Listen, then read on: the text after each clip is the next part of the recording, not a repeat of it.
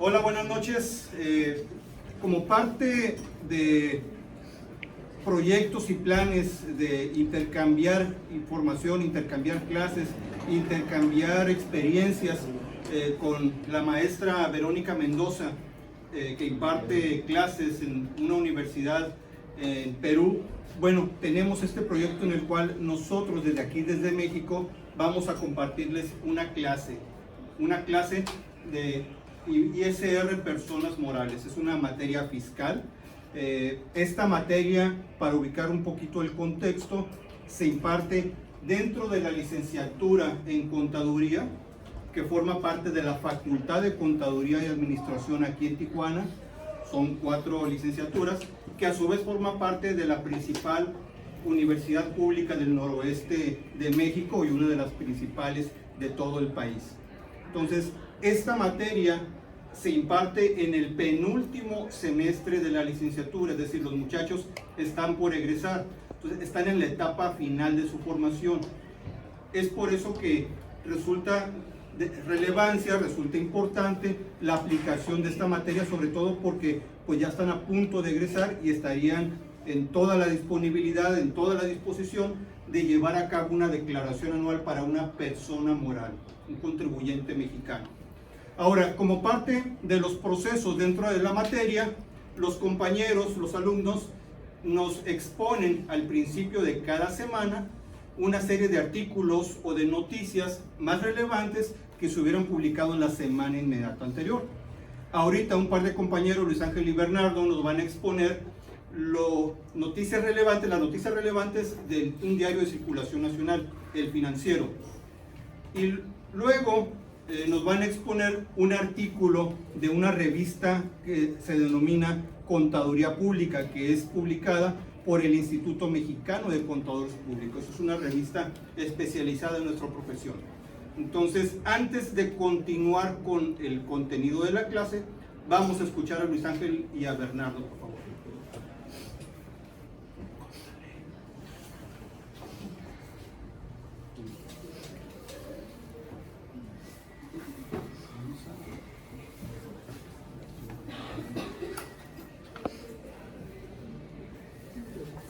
Buenas noches, chicos. Yo les voy a hablar sobre una noticia del diario El Financiero.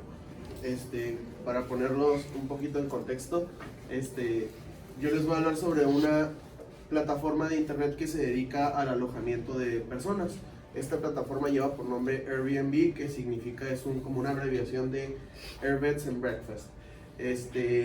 Como saben, las plataformas digitales que prestan servicios a la comunidad, tales como Airbnb, Uber Eats, Rappi, Sin Delantal, están con mucho auge dentro de nuestro país y también en nuestra ciudad.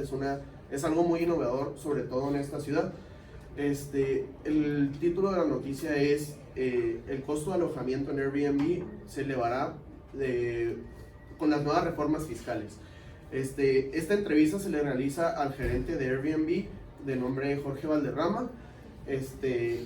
Él explica que ahora con estas nuevas reformas fiscales se van a ser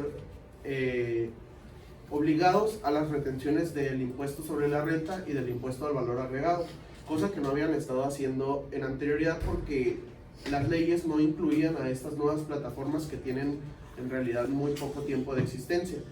Estas personas están en toda la disposición de acoplarse a estas nuevas disposiciones fiscales y comentan que con naturaleza en cada una de las implementaciones de un nuevo impuesto es que las tarifas del servicio se eleven. Entonces él comenta que están en disposición de ponerse en contacto con los clientes para que realicen las respectivas retenciones de ISR y de IVA o de los impuestos locales que tenemos nosotros para contribuir así al gasto. Entonces, es una noticia que en lo personal me parece bastante interesante, dado que es algo muy común que utilicemos cuando alguien sale de vacaciones, inclusive cuando quiere rentar una casa para un fin de semana o simplemente para hacer una fiesta o algún tipo de reunión. Es una plataforma que se utiliza mucho por los jóvenes y adultos de aquí de Tijuana y del país. y es algo de lo nuevo que están implementando para el siguiente año en marzo de 2020. Y como se darán cuenta, el objetivo del fisco federal es, pues de alguna manera, gravar a los propietarios. Ha sido una práctica muy común que los dueños de los inmuebles, de las instalaciones, se ponen en contacto con los usuarios finales a través de esta plataforma, pero la plataforma no renta nada, solo les proporciona el medio tecnológico. El ingreso realmente es del propietario. Y el fisco federal ha detectado, ha identificado que este sector de personas que obtienen ingresos no ha estado contribuyendo al gasto público, como lo dice la Constitución, y por lo tanto, pues pretende grabarlos. Ahora, ¿y cómo los va a grabar? ¿Cómo los va a identificar? Fácil, a través de la plataforma. Todos pasan por la plataforma. Es por eso que, como dice el compañero, pues finalmente Airbnb tendrá ciertas obligaciones de efectuar retenciones a los propietarios antes de entregarles el ingreso que les corresponde. ¿De acuerdo? ¿Dudas, comentarios, jóvenes? Bueno, mándenme. Bueno, nada más quería comentar que prácticamente es como balancear la competencia económica que existe, ya que las plataformas electrónicas tienden a, como cabe mencionar, algunas no pagan los impuestos debidos, y estos a cualquier empresa que trabaja dentro del país le significa una diferencia económica que pudiera repercutir pues en las ventas producidas. Sí, y como lo dice la nota, se prevé un incremento en los precios. ¿Por qué? Pues porque ahora ellos van a tener que pagar impuestos. Lo mismo que hace ahorita el resto de los comercios dedicados al hospedaje que están formalmente establecidos. Pagan impuestos, pagan salarios, pagan una serie de contribuciones que finalmente incrementan su precio de venta al público, que si lo comparamos con un Airbnb, lo cierto es que hay un diferencial relevante, ¿no? Entonces eso los levanta un poquito para ponernos en el mismo nivel de competencia. Aún así considero que sigue siendo más atractivo por el lado de Airbnb porque no paga ninguna otra contribución adicional, pero pues, por lo menos ya empareja un poquito más el piso. Bueno, gracias Luis Ángel. Bernardo. Bueno, la nota que yo les traigo es de la revista de Contaduría Pública. Esta nos habla sobre la normatividad que emiten el ente gubernamental para la fiscalización de los estados financieros y de los entes públicos. Esta nota nos habla más que nada sobre cómo hacen uso de las bases de datos que tiene pues, el fisco para la revisión y el perfecto desarrollo del cumplimiento de las normativas contables que tienen los entes públicos. Una de las ventajas que nos proporcionan estos es que agilizan la revisión de los estados financieros y hace más eficiente y más veloz pues el trabajo de supervisión para los entes públicos. Esto gracias a una normatividad que sacó el Consejo Nacional de Armonización Contable. Esto lo que habla más o menos esta nota que sacaron es que todos los entes públicos se rigen en esa ley para poder tener pues homologar más que nada los estados financieros, la manera de emitirlos y lo que pues muestran en ellos, y pues gracias a esto es más fácil de obtener bases de datos que recopilen esos datos y poder hacer una revisión en base a ellos más rápida y eficaz. Si se dan cuenta, el área de actuación del contador público pues no nada más se limita a lo que es llevar una contabilidad o hacer una declaración en materia fiscal. Lo cierto es que en materia gubernamental hay muchísimo que hacer, sobre todo pues porque se está buscando que haya más transparencia en el uso de los recursos públicos, y cada vez más los ciudadanos estamos más interesados en ver si se está o no se está aplicando como debe de ser los presupuestos. Pues desde luego que alguien tiene que revisar esa cuenta. ¿Y quién creen que va a ser? Los contadores. ¿Dudas, comentarios, jóvenes? A mí me parece muy importante también porque pues, creo que así en nuestra área de trabajo se va desarrollando más y adaptando más a como las herramientas que van sacando, ¿no? Día a día, como las tecnologías, no quedarnos como atrás. No, y lo cierto es que lo que aprendemos en las universidades en materia de contabilidad gubernamental y en materia de auditoría, pues lo cierto es que lo tenemos que estar enriqueciendo todos los días con la tecnología. Finalmente, lo que va a facilitar nuestro trabajo es el uso de las tecnologías. Y aunque finalmente el área de auditoría es un área, vamos a decirlo, exclusivo de la contaduría, de los contadores, pues lo cierto es que va a llegar el momento en el que ese tipo de revisiones a través de la tecnología lo podría hacer algún otro profesionista o alguna persona que no esté directamente relacionada con esta profesión.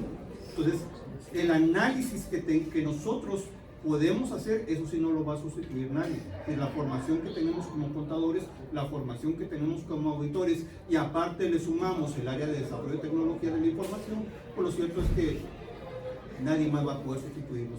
Claro, tenemos que meterle trabajo y meterle talento para que el trabajo realmente hable por sí solo y le demos a la comunidad, a la sociedad realmente lo que necesita. Certeza de que los recursos públicos se están utilizando de forma adecuada. ¿Algún otro comentario, jóvenes? Bueno, gracias, Ramón. Siguiente segmento. Excelente participación de nuestros compañeros Luis Ángel y Bernardo. Un aplauso para ellos, por favor. Se lucieron. Ojalá sí lo hicieran las demás clases, Bien, continuando con nuestra clase, como ya platicamos, la materia es impuesto sobre la renta a personas morales. Pero desde luego esta materia inició desde el mes de agosto. Hoy estamos ya en la segunda quincena de octubre. Entonces vamos a ubicar la clase que vamos a impartir el día de hoy, bajo qué contexto se encuentra. La ley del impuesto sobre la renta, lo cierto es que está integrada por varios títulos.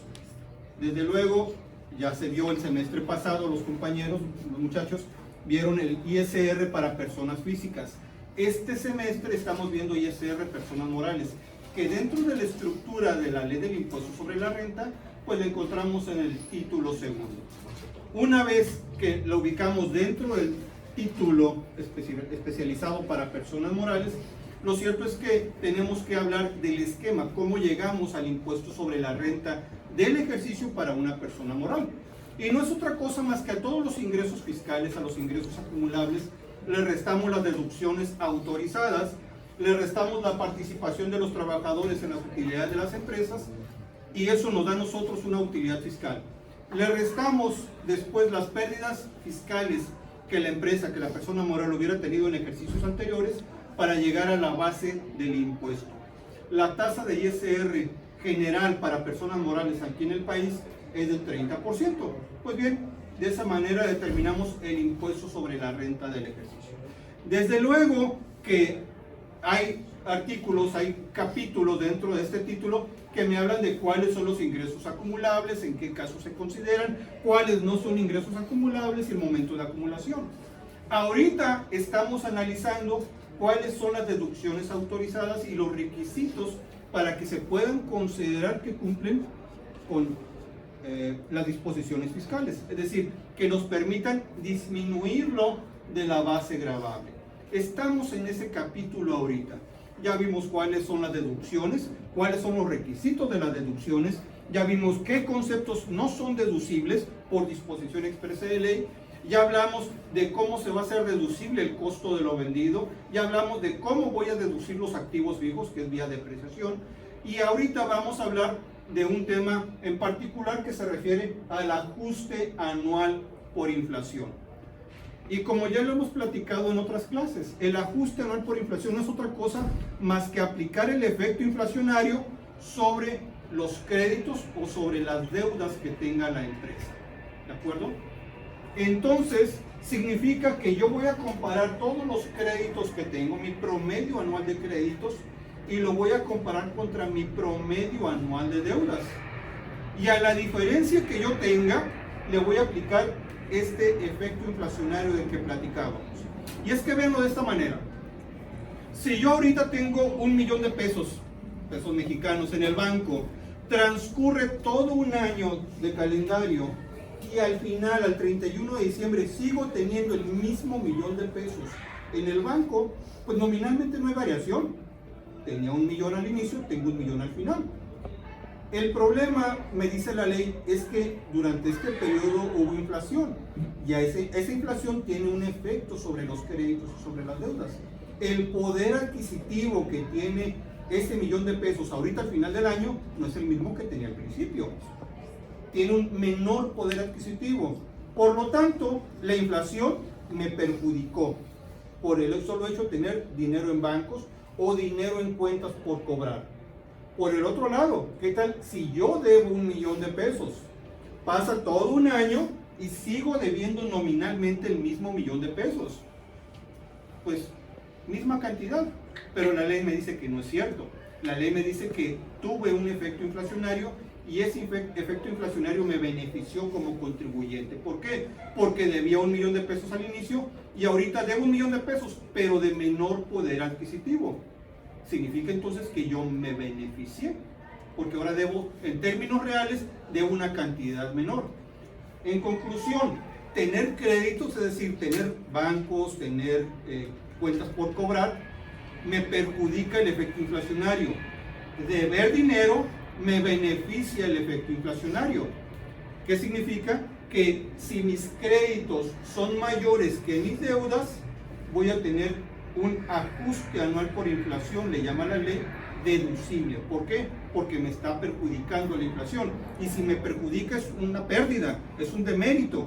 Y por lo tanto la ley me permite deducir ese efecto inflacionario. Pero si por el contrario yo debo dinero más de lo que me deben, significa que me estoy beneficiando por el efecto de la inflación. Entonces eso me va a generar a mí un ajuste anual por inflación acumulable. Me va a obligar la ley a reconocer un ingreso por el solo hecho de tener una deuda. Les platicaba en alguna de las clases que hace un tiempo nos contactó un cliente porque pues estaba enviando remesas a su casa matriz a una inmobiliaria mexicana para la construcción de una nave industrial y le mandó varios millones de dólares. Y en México esas remesas que se recibieron se reconocieron como una deuda, como un pasivo a su casa matriz. Esto significa que llega a fin de año, hay que preparar la declaración anual y pues al tener una cantidad impresionante de deudas y prácticamente no tener créditos porque todo el dinero se utilizaba en la construcción y todavía no se rentaba la nave industrial, pues significó que tenía una cantidad impresionante de deudas sin créditos. Al aplicarle el factor de ajuste anual, le daba un ingreso acumulable, es decir, esta empresa estaba determinando una utilidad fiscal por el solo hecho de deber dinero. No había rentado la nave, es más, todavía no había terminado la construcción de la nave y ya tenía que pagar un impuesto sobre la renta. ¿Por qué? Por ese efecto inflacionario. Entonces es importante que como contadores tengamos la visión de prever que si tenemos muchas deudas y se trata de una empresa endeudada que tenga mayores deudas que créditos, ya debemos de tener muy claro que nos va a generar un ajuste anual por inflación acumulable y que desde luego eso me va a generar una utilidad fiscal y un impuesto sobre la renta. ¿De acuerdo? Bien, ahora, si este es el esquema general, esta es la forma en la que yo determino cuáles son mis créditos, mis deudas y cómo determino si tengo un ajuste anual por inflación acumulable o deducible, pues vamos entrando a los detalles. Saldo promedio anual de créditos y saldo promedio anual de deudas. Como ya quedamos, todas las morales tenemos que determinar ese ajuste anual por inflación. Determino mi promedio anual de créditos y de deudas, y el saldo promedio anual de créditos o de deudas es la suma de los saldos al día último de cada uno de los meses del ejercicio. Es decir, voy a sumar los saldos al día último de cada mes, de los 12 meses del año, y la gran suma de los 12 meses la divido entre los 12 meses, entre el número de meses del ejercicio. Y así calculo mi promedio anual. ¿De acuerdo? Sumo saldos finales de todos los meses entre 12. Ahora, ¿qué pasa si mi ejercicio es irregular? A lo mejor soy una persona moral que me constituí en este año, pues mi ejercicio no va a ser de 12 meses. No pasa nada, simplemente lo divido, hago la suma y lo divido entre el número de meses de este ejercicio irregular. Si mi promedio de deudas es mayor que mis créditos, voy a tener un ajuste acumulable. Si por el contrario mis créditos son mayores que mis deudas, voy a tener un ajuste deducible. Y ya lo habíamos platicado. El esquema para determinar el impuesto sobre la renta anual es ingresos acumulables menos deducciones autorizadas. Pues bien, si mis deudas son mayores, voy a tener un ingreso acumulable. Si mis créditos son mayores, voy a tener una deducción autorizada. Esto significa que el cálculo me da una cosa o la otra. Así de sencillo. Ahora, ¿qué pasa si tengo créditos o tengo deudas en moneda extranjera? Porque puede ser que yo tenga saldo en bancos, que es un crédito, pero lo tengo en dólares o en alguna otra moneda extranjera. Pues lo cierto es que tiene un equivalente en pesos mexicanos. ¿Cómo lo voy a evaluar en pesos? No es lo que nosotros creamos. Normalmente en las contabilidades, en las empresas, revaluamos los saldos en moneda extranjera al tipo de cambio del día último del mes. Eso es perfectamente válido, pero la ley para calcular el ajuste anual por inflación me dice que no, que tengo que utilizar el tipo de cambio del día primero de cada mes. ¿Por qué? Porque la ley dice eso, así de sencillo. O sea, finalmente esa es la mecánica, es un procedimiento y no importa que no sea justo, que no sea lógico, lo que importa es el texto que está previsto en la propia norma. Y me dice que es el tipo de cambio del día primero. Los que están en pesos no tengo problema, pero los que están en moneda extranjera, esos son los que debo de reevaluar y nos debe de quedar bien claro, es el tipo de cambio del día primero de cada mes. Paréntesis, es el que se publica en el Diario Oficial de la Federación aquí en México. Ese día es el que se publica un día después, un día antes. Para eso nos tenemos que ir a lo que dice el artículo 20 del Código Fiscal. Y me dice que voy a utilizar el tipo de cambio que se publicó en el Diario Oficial de la Federación el día inmediato anterior a aquel en el que yo lo quiero aplicar. Si yo lo quiero aplicar, por ejemplo, quiero determinar el tipo de cambio aplicable al 1 de noviembre, tengo que irme al último publicado, ya sea el 31 de octubre o 30 de octubre o 29 de octubre, el último publicado. No voy a tomar el tipo de cambio que se publique en ese día, y eso nos debe de quedar bien claro. Es el que se publique el día hábil inmediato anterior. ¿De acuerdo? Ahora, una vez que comparo los créditos, mi promedio anual contra mi promedio anual de deudas, quedamos que le voy a aplicar un factor de ajuste, el efecto inflacionario. ¿Y cómo calculo este efecto inflacionario? Pues no de otra forma más que dividiendo el índice nacional de precios al consumidor del último mes de este año entre el INPC, o Índice Nacional de Precios al Consumidor, del último mes del año inmediato anterior. Si hablamos de una empresa cuyo ejercicio es regular de 12 meses, pues va a ser diciembre entre diciembre. Diciembre 2019 entre diciembre 2018, y luego a eso le resto la unidad. ¿Qué pasa si mi ejercicio no es regular, no fue de 12 meses, sino inicié actividades dentro de este año? Pues bueno, voy a tomar el INPC de diciembre de 2019 entre el INPC del mes inmediato anterior a cuando se constituyó la sociedad. Se constituyó, inició operaciones a lo mejor en julio, pues tomaré el INPC de junio. No voy a irme hasta diciembre del año pasado. ¿De acuerdo? Ahora, precisiones. ¿Quién publica el INPC? Lo publica el Instituto Nacional de Estadística y Geografía, el INEGI. El Índice Nacional de Precios al Consumidor no lo publica Banco de México, sino este otro instituto que se encarga de hacer un análisis de los niveles de precios en todo el país de una canasta de productos. Ahora, ¿qué pasa si de pronto yo hago la división INPC diciembre 2019 entre INPC diciembre 2018 y por alguna razón no hubiera habido inflación, sino al contrario, deflación? Significa entonces que me daría un factor de actualización menor a la unidad. Pues el código del fiscal me dice, no, nos tenemos que quedar en la unidad. ¿De acuerdo? Ahora sí, hacemos un break. Bien, si ya hablamos que tengo que comparar mis créditos contra mis deudas, mi promedio anual, sacar la diferencia y luego aplicarle el factor de ajuste, bueno, ¿y qué es un crédito y qué es una deuda? La ley me dice que el crédito es un derecho que tiene un acreedor a recibir de otro deudor una cantidad en numerario. Es decir, si yo como persona moral, yo como contribuyente, tengo el derecho de recibir una cantidad en dinero, entonces es un crédito. Esa es la definición. Luego vamos a ver que hay algunas exclusiones, pero de entrada la definición nos debe de quedar clara. Si yo tengo derecho a recibir dinero, es un crédito. Si yo tengo mi balance general y estoy viendo mis activos, obviamente está bancos, es derecho a recibir en numerario. Tengo cuentas por cobrar, es derecho a recibir dinero. Tengo inventarios, ahí no. Los inventarios obviamente los voy a vender y los voy a convertir en flujo o en cuentas por cobrar. Hasta entonces podrá ser un crédito, pero de entrada es mercancía, no es dinero. También si yo tengo anticipos a proveedores dentro de mis activos circulantes, lo que me va a dar ese proveedor es una mercancía o es un servicio. Para eso le estoy dando un anticipo. No me va a dar dinero, me va a dar bienes o servicios. Por lo tanto, los anticipos a proveedores no son créditos.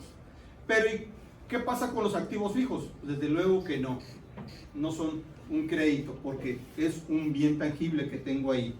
Pero, ¿y los saldos a favor de contribuciones, los saldos a favor de impuestos? Lo cierto es que los saldos a favor están en cuentas por cobrar. Es un derecho que yo tengo como contribuyente a que el fisco me regrese dinero que es mío. Es una cuenta por cobrar al final de cuentas. Que si finalmente lo tengo registrado por separado, de acuerdo, pero no significa que cambia su naturaleza. Ese saldo a favor es un derecho a recibir dinero por parte del fisco, porque es mi dinero, tengo derecho a él en términos de las disposiciones fiscales. Pero con algunas precisiones, me dice la ley. Va a ser crédito, pero a partir de que presentas la declaración fiscal donde se manifiesta el saldo a favor.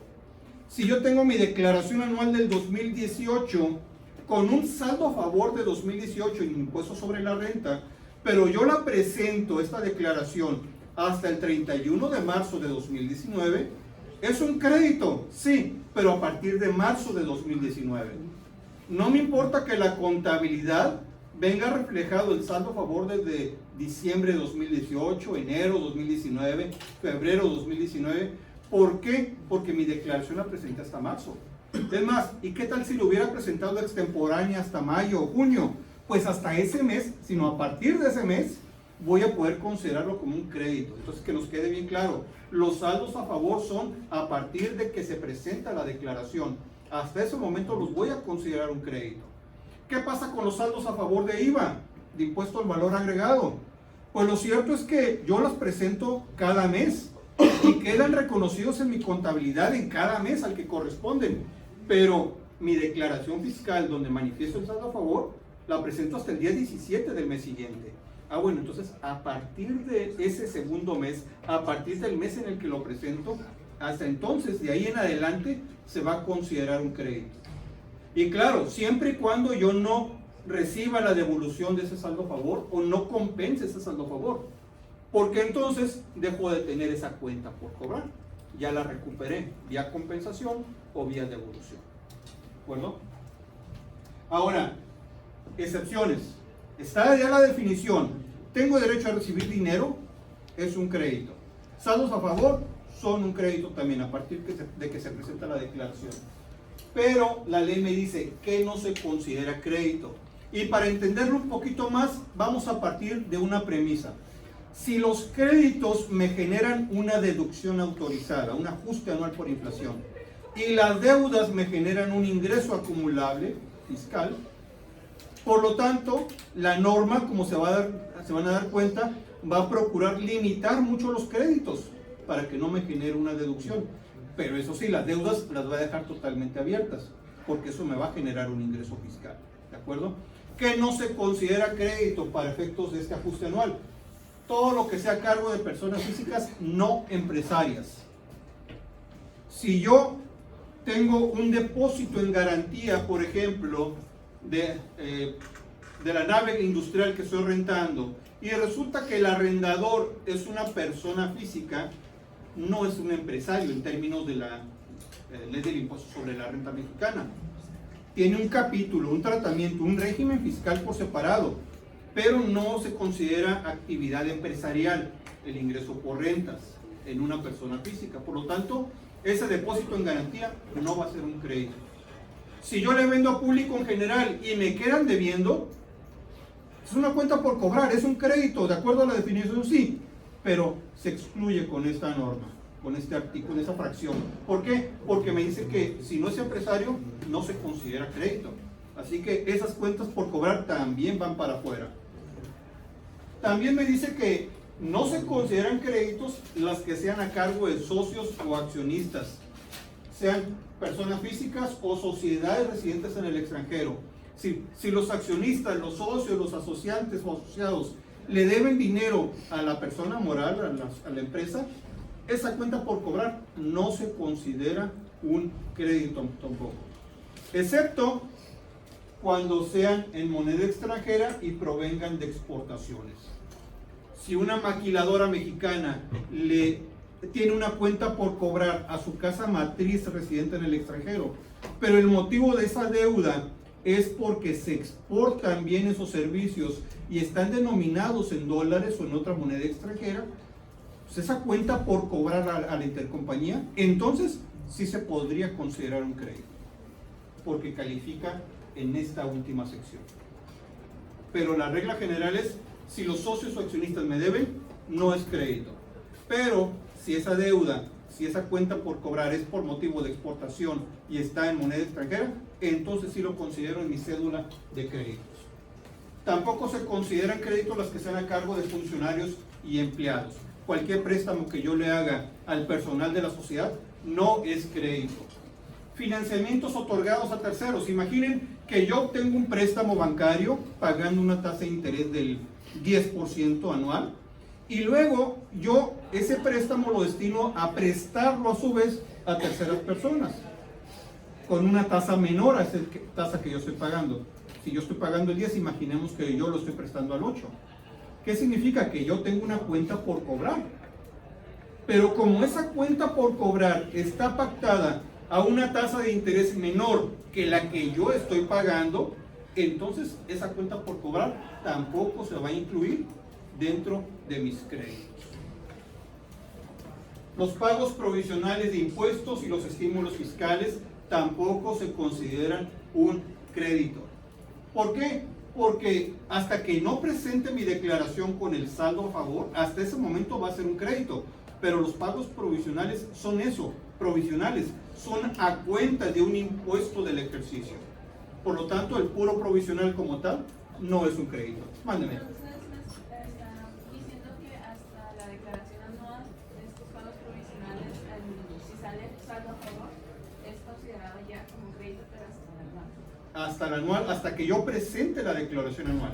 Si yo quiero que sea, bueno, obviamente me interesa que sea un crédito porque eso me va a generar o me puede generar un ajuste anual por inflación deducible. Si yo presento mi declaración anual en enero y manifestando un saldo a favor, pues a partir de enero 2019, por ejemplo, ya lo podría considerar como un crédito. Oye, pero ¿y todos los pagos provisionales de impuestos sobre la renta que hago durante el año? No son un crédito.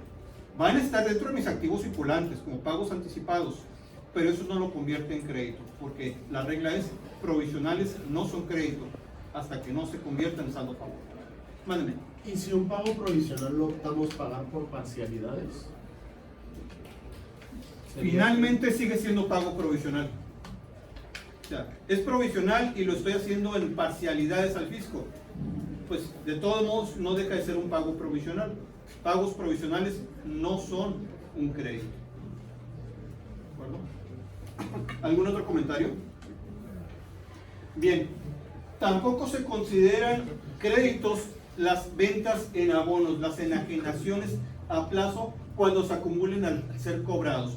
Recordarán ustedes que si son ventas en abonos que yo hice antes de 2013 y las vengo cobrando ahorita, pues entonces yo lo acumulo fiscalmente hasta que efectivamente lo cobro. Bueno, pero si es ventas en abonos significa que en algún momento reconocí una cuenta por cobrar a clientes. Bueno, esa cuenta por cobrar a clientes no va a ser un crédito porque yo estoy acumulando los abonos que reciba como un ingreso fiscal. Entonces, esa cuenta por cobrar queda fuera, tampoco es un crédito. Y por último, cualquier ingreso cuya acumulación esté condicionada al ingreso. Imagínense el caso de una sociedad civil prestadora de servicios personales. Ya habíamos comentado que las sociedades civiles acumulan su ingreso fiscal hasta que efectivamente lo cobran. Significa que si soy una sociedad civil prestadora de servicios personales y yo hago una factura por $1,000,000 de pesos por un ingreso que efectivamente presté, está prestado el servicio, está facturado, pero todavía no está cobrado. Para mí, sociedad civil todavía no es un ingreso. Recuerden ustedes que yo acumulo el ingreso en el caso de sociedades civiles hasta que efectivamente las cobro. Oye, ¿y qué pasa con la cuenta por cobrar que tengo registrada en la contabilidad? No es un crédito. ¿Por qué? porque está condicionado el declarar el ingreso hasta que se obtenga esa cuenta por cobrar, hasta que la recupere. Significa entonces que si es un ingreso cuya acumulación está condicionada al cobro, pues definitivamente esa cuenta por cobrar no la considero como un crédito. ¿De acuerdo? Y si estamos hablando de créditos, pues lo cierto es que nosotros en las empresas es muy común que tengamos un IVA acreditable y un IVA trasladado. Para nuestros amigos de Perú, el impuesto al valor agregado lo determinamos comparando el IVA que yo le pago, el impuesto que le pago a mis proveedores contra el IVA, el impuesto que yo le cobro a mis clientes, y hago el comparativo. Si de pronto tengo IVA cobrado a clientes que es mayor que el IVA que le pagué a mis proveedores, ese diferencial yo se lo entero al fisco. Ahora, que si yo le pago más IVA a mis proveedores del que yo le cobro a mis clientes, eso se queda como un saldo a favor para el contribuyente. Lo que me dice este criterio normativo del Servicio de Administración Tributaria, del SAT, no es una ley, pero es un criterio interno que tiene el SAT, que tiene el fisco, me hace una aclaración. Si nosotros tenemos IVA acreditable, ese IVA acreditable como tal, por el solo hecho de ser IVA acreditable, no se considera un crédito. Se va a considerar crédito hasta que lo compare contra el IVA que yo le cobré a mis clientes, contra el IVA que yo trasladé a mis clientes, y si me quedara un saldo a favor, hasta entonces lo podría considerar como crédito. Y claro, hasta que presente la declaración donde se manifieste ese saldo a favor. Pero si nosotros en nuestra balanza de comprobación contable nos encontramos con una cuenta que se llama IVA acreditable, ese IVA acreditable por sí solo no es un crédito. Eso es lo que me dice este criterio normativo, me hace esa precisión. Ahora, ahorita vemos cálculos. Si ya hablamos de los créditos, ahora hablemos de las deudas. Si los créditos es un derecho de recibir una cantidad de numerario, pues entonces una deuda es una obligación de pagar una cantidad o pagar algo en numerario. Entonces es obligación en numerario pendiente de cumplimiento. Y me da algunos ejemplos, entre otras por contratos de arrendamiento, por operaciones financieras derivadas, por aportaciones para futuros aumentos de capital y por contribuciones causadas. Y aquí nos debe de quedar bien claro que si de pronto nosotros en las empresas, en las personas morales, recibimos dinero de los socios para aumento de capital, pero no se ha celebrado una asamblea de accionistas donde se apruebe ese aumento de capital, pues entonces para nosotros representa una aportación para un futuro aumento de capital. Pues ¿qué creen? Mientras no tenga un acta donde se formalice el aumento, para efectos de este cálculo se va a considerar deuda.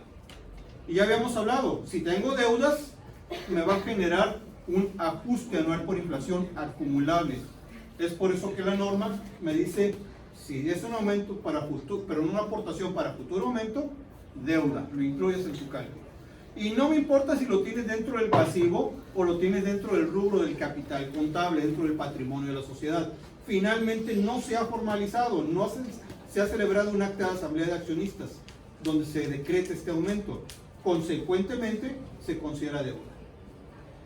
Y por el otro lado, las contribuciones causadas, pero mucho ojo, desde el último día del periodo al que correspondan y hasta el último día en el que deban de pagarse.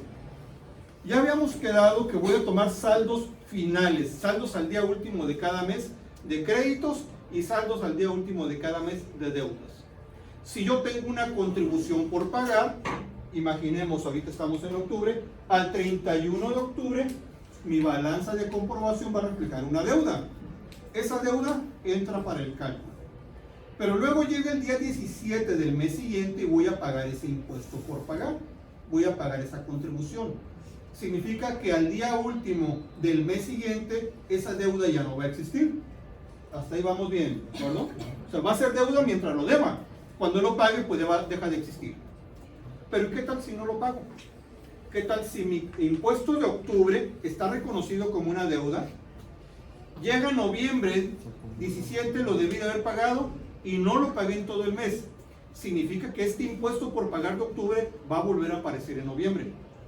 Y si no lo pago en diciembre, este saldo por pagar, este impuesto por pagar de octubre va a estar en noviembre y va a estar en diciembre.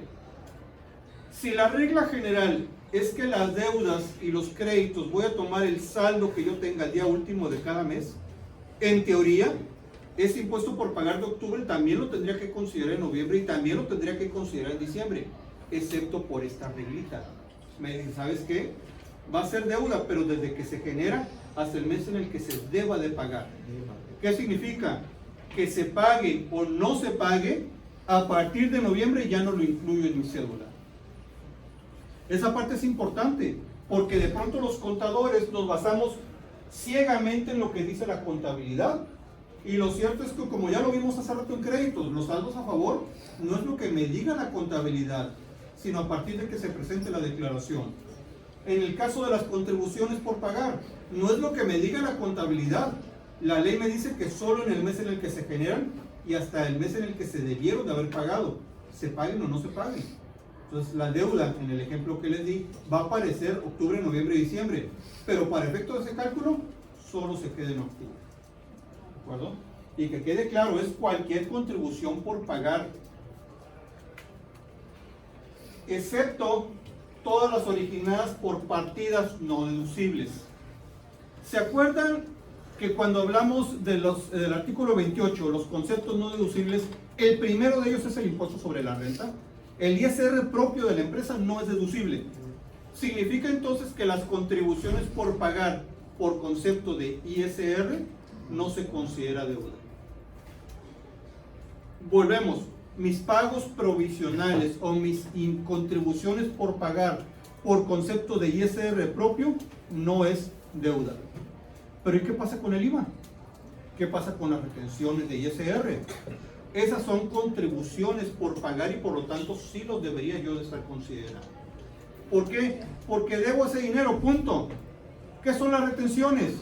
Finalmente, si hay un trabajador al que se le debe determinar un impuesto sobre la renta y yo como patrón le retengo una cantidad de ese dinero, lo guardo y se lo pago al fisco hasta el día 17 del mes siguiente, pues yo me estoy quedando con un dinero ajeno, yo lo debo.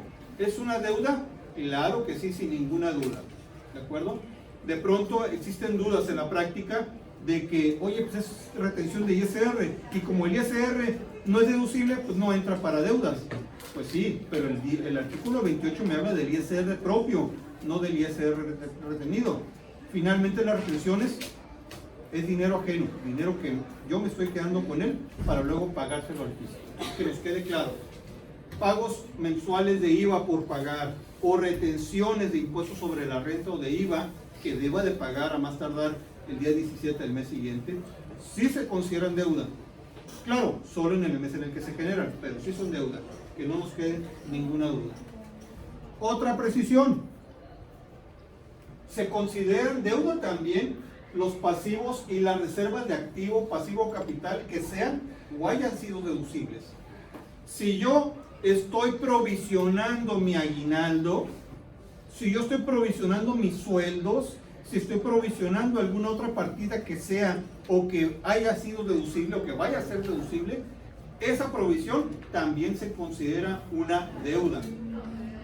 ¿Por qué? Porque es bien común que de pronto llega el aguinaldo que debemos de pagar aquí en México más tardar en diciembre, pero se va generando durante todo el año. En enero se genera una 12ª parte de aguinaldo, en febrero otra 12ª parte de aguinaldo, en marzo otra 12ª parte. Pero si yo como contribuyente o como contador decido no registrar esa provisión, no importa, la ley me dice que sí se debe de considerar como una deuda. Haz lo que te dé tu gana en la contabilidad. Si no quieres provisionarla, no la registres, pero fiscalmente sí va a considerarse como una deuda. Ahora, si yo no generé esa provisión, si yo no la reconocí durante todo el año, ¿cómo voy a saber cuánto deuda voy a reconocer en enero o cuánta deuda en febrero, cuánta deuda en marzo?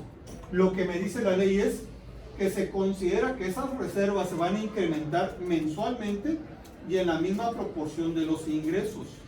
Ejemplo, si durante el año yo tuve 51 millones de ingreso y mensualmente, esta fue mi proporción para cada uno de esos 12 meses, y yo no registré, no provisioné la deuda de 400,000, ¿cuánto voy a reconocer en cada mes? Pues de acuerdo a estas proporciones.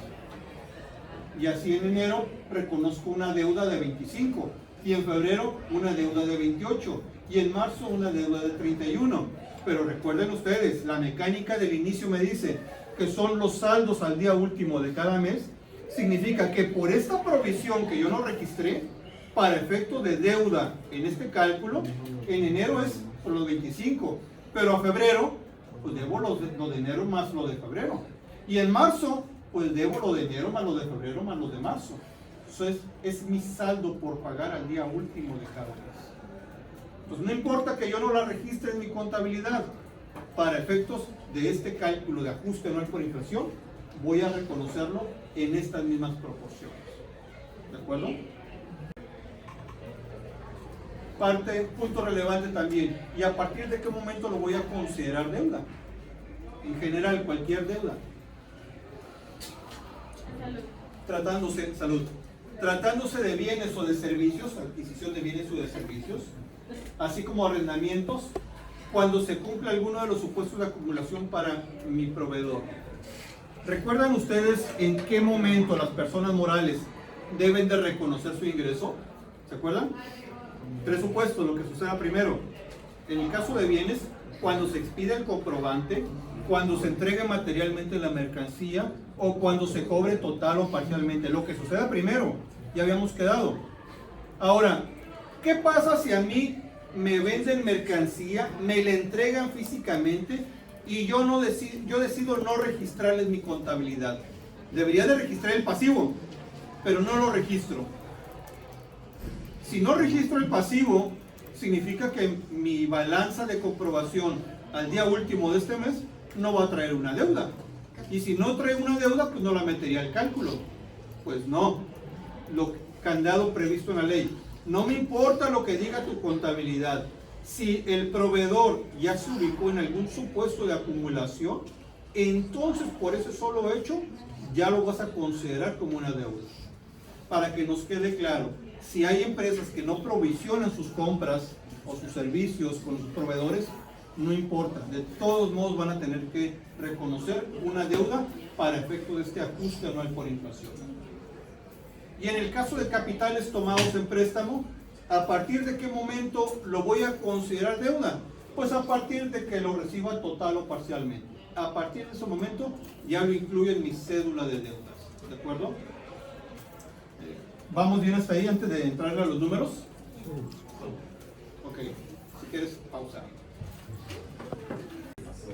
Ahora, si ya vimos que tengo que comparar mi saldo promedio anual de créditos contra mi saldo promedio anual de deudas, ya repasamos qué es un crédito, qué es una deuda, cuáles son las excepciones en créditos y cuáles son las reglas en momento de reconocimiento en deudas. Ahora lo que tendríamos que ver es cuál es el cálculo, cuál es la mecánica. Y al final de cuentas no es más que una vil cédula, no es más que una vil fórmula. Lo delicado, lo importante no es la fórmula, es determinar qué créditos y qué deudas incluyo y a partir de qué momento.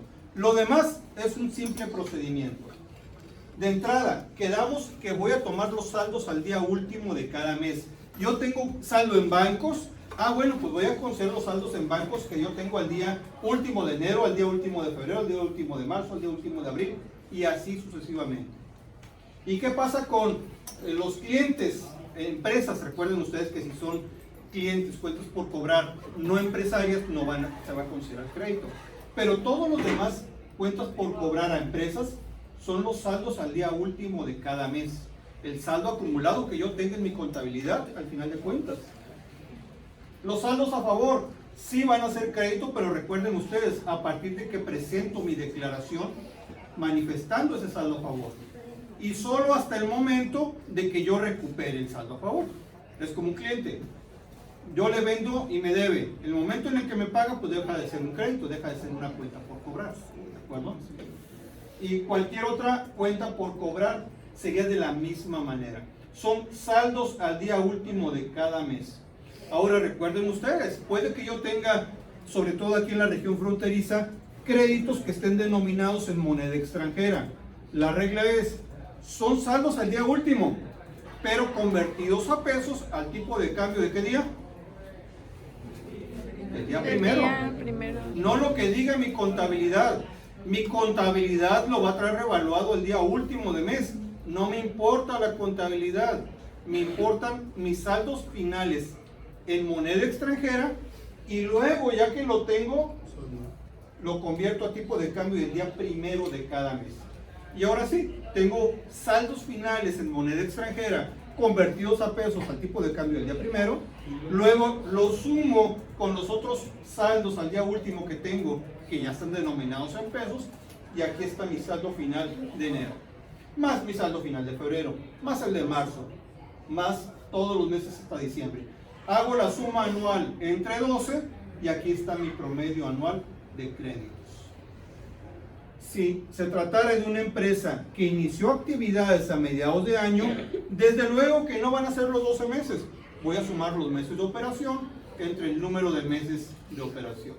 Mucho ojo, me dice entre el número de meses del ejercicio. A lo mejor una empresa se constituye en febrero, pero realmente inicia a tener créditos, inicia sus operaciones hasta septiembre. Yo voy a tomar el número de meses del ejercicio y su ejercicio inició desde que se constituyó. Oye, pero va a ser 0 desde febrero hasta agosto. Pues es 0, punto. Y a partir de septiembre tengo saldo, pues va a ser la suma de los desde febrero hasta diciembre, pues entre 11 meses.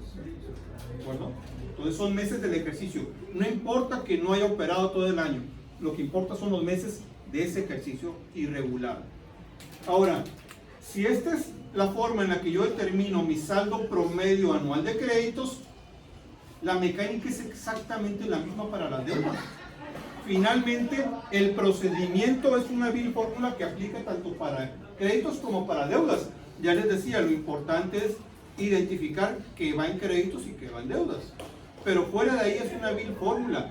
Tengo mis deudas que están denominadas en moneda extranjera. A lo mejor le debo a proveedores en dólar, o le debo a proveedores extranjeros, o le debo a un banco en moneda extranjera. No importa, es saldos finales en moneda extranjera. Y ese saldo final en moneda extranjera lo convierto al tipo de cambio del día primero de cada mes. Y claro, eso me va a dar mis deudas en moneda extranjera convertidas a pesos al tipo de cambio del día primero. Y luego le sumo las demás deudas que ya están denominadas en moneda extranjera, perdón, en moneda nacional, para tener mi suma anual, mi suma mensual, perdón. Sumo los 12 meses entre 12 y aquí está mi promedio anual de deudas. La suma de los 12 meses entre 12. Ahora, la parte importante, como les decía, es qué voy a considerar y a partir de qué momento lo voy a considerar como deuda. Tengo desde luego bancos, tengo proveedores, sí, tengo un acreedor bancario, proveedores, algún otro acreedor. A diferencia de los créditos, acuérdense, créditos, si no era empresario no es crédito. Ah, pero en deuda no, en deuda entra todo. Oye, me prestó una persona física sin actividad empresarial, yo debo dinero, es deuda, por eso solo he hecho, no hay ninguna limitante.